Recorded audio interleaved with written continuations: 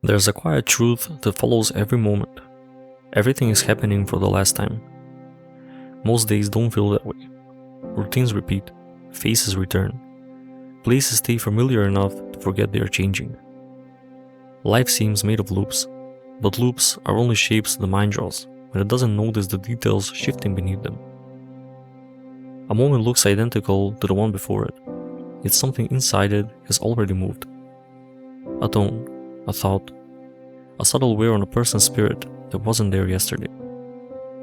Repetition is the surface, change happens underneath. People like to imagine time as a line, a simple path stretching forward, one step after another. But time behaves less like a line and more like a series of dissolves. Each instant forms, briefly holds its shape, and then vanishes before the mind fully registers it. By the time the moment is understood, it has already become something else. A second ends quickly, its influence doesn't. Even the smallest experience leaves a trace somewhere. A shift in mood, a slightly altered memory, a small change in the way someone sees the world. Everything ends, but nothing ends cleanly. Consider something simple, a hand reaching for a door. The gesture is the same every day. The angle, the movement, the intention, identical, almost mechanical. Yet the person behind the gesture is never the same twice.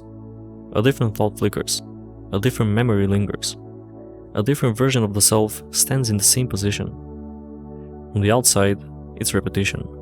From the inside, it's transformation. Memory deepens this contradiction.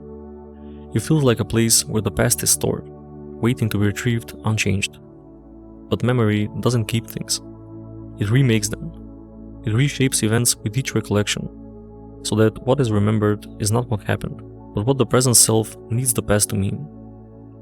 A remembered moment is a new creation, masquerading as an old truth. Nothing repeats perfectly. Not events, not memories, not the person remembering. This becomes clearer on the scale of identity. Philosophers once asked, if a ship is rebuilt, plank by plank, until none of the original wood remains, is it still the same ship? The ship of Theseus isn't just about wood and vessels. It's about people. Because a person moves through time the same way, piece by piece, experience by experience, changing quietly, while insisting they remain the same. A face looks familiar in the mirror, but the thoughts behind it are not the ones that once lived there. Identity feels continuous, only because the changes inside it happen in silence.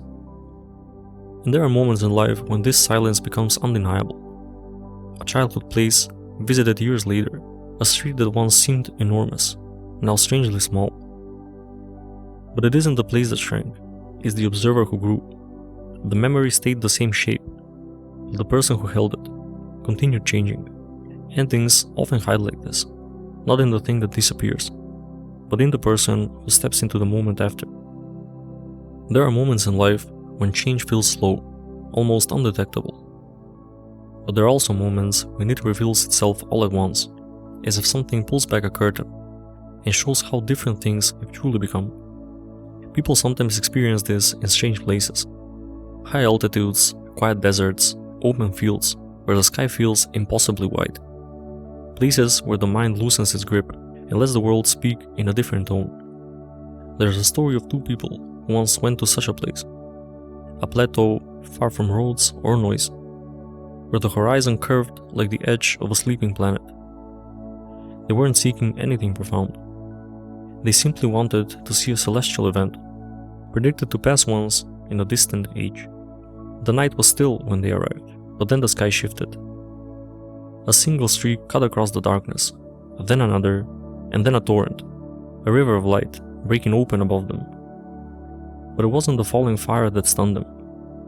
It was the way the constellations themselves seemed to drift, rearranging into patterns no chart had ever shown. It felt as if the universe were rewriting itself in real time, undoing old shapes and forming new ones in the same breath. They stood motionless, not in fear, but in recognition, the kind that appears only when something vast mirrors something deeply human. Because even if they returned the next night, and the sky tried to repeat its performance, it would not be the same. And even if the sky stayed perfectly still, they would not be. The moment was unrepeatable, not because the universe refused repetition, but because they themselves could never stand in that moment again as the same people. And when the last light faded, and the familiar stars returned, they felt a quiet shift inside, the kind that stays long after the spectacle is gone. There was no need to name it. They simply walked back in silence, carrying the understanding with them, that even the grandest appearances in the universe share the same fate as the smallest moments on Earth. Everything passes, everything arrives only once. Back on Earth, in the lives everyone recognizes, the same truth remains. People try to preserve things, photos, recordings, objects kept for stories attached to them. But preservation is another illusion. The moment something is saved, it becomes a memory, and the original is already gone. Trying to hold a moment quietly admits that it has already ended, and yet its ending is what allows it to matter. Time plays with perception as well. Some days stretch endlessly, others vanish without leaving a mark. But the difference isn't the length of day, it's the awareness inside it. A moment noticed grows larger, a moment ignored collapses into nothing. Time expands with attention and contracts with distraction. A paradox, but an honest one. Even loss follows this pattern. An ending feels sudden, absolute, a door slammed. But endings continue in the changes they leave behind. They persist in memory, in habit, in the subtle ways a person reorganizes around absence. What ends is brief. What the end creates lasts longer. As Jorge Luis Borges wrote, "Time is the substance I am made of. Time is a river which carries me along, but I am the river." Identity is not carried by time.